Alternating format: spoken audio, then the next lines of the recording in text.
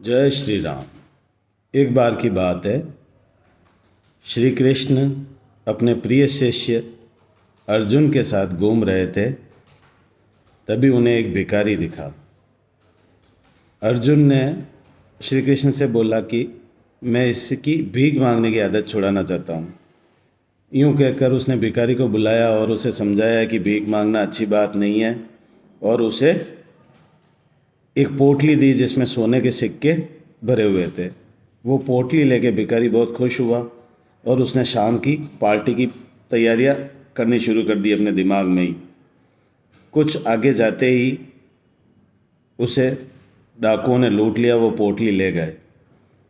दूसरे दिन वो वापस भीख मांगते हुए मिला तो अर्जुन को गुस्सा आया, पर उसकी जब कहानी सुनी कि उसके साथ लूट हो गई तो उस पर दया करके उसे एक मौका और दिया और उसे इस बार एक बहुमूल्य हीरा दिया।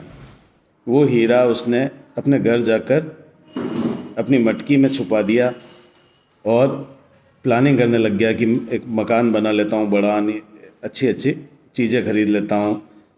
जितने में वो मटकी लेके उसकी बीवी नदी पर पानी भरने गई और वो हीरा नदी में गिर गया। और तीसरे दिन वापस भीख मांगने निकल पड़ा। इस बार कृष्ण ने बोला, पार्थ इस बार मुझे हैंडल करने दे। कृष्ण भगवान ने उसे 2 रुपए दिए और बोला, किसी परोपकार के काम में ये पैसे लगा दे, तेरा कल्याण हो जाएगा। आगे जाते वक्त उसे एक मछली बेचने वाला मिला जिसके पास एक मछली तड़प रही थी। उसे उस मछली पर दया आई और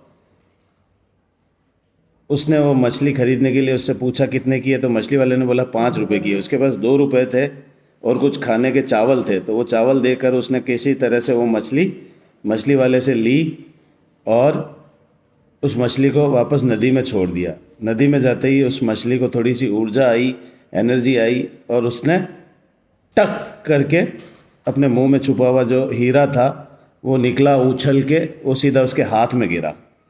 उसके हाथ में गिरते ही उसको एकदम खुशी की लहर आई और उसने चिल्लाया कि अरे मिल गया मिल गया मिल गया। ये सुनकर पास में जो चोर जिसने उसको लूटा था उनको लगा कि इसने हमें पहचान लिया है, तो वो उसके पास आकर बोले, अरे चुप रहे, हमने जो भी पैसे लिए वो उसने वापस लौटा दिए और कहा कि तू आवाज़ मत कर। तो इस तरीके से अर्जुन और कृष्ण उन पर नज़र रखे हुए थे। तो अर्जुन ने पूछा, पार्थ ये क्या चमत्कार है, माधव ये क्या चमत्कार है? तो श्री कृष्ण ने बोला कि इतने दिन ये अपने बारे में सोच रहा था, इस बार पहली बार इसने इस मछली के बारे में, दूसरे के बारे में सोचा है। और जो दूसरे के बारे में सोचता है पार्थ, उसके बारे में तो मुझे सोचना ही है।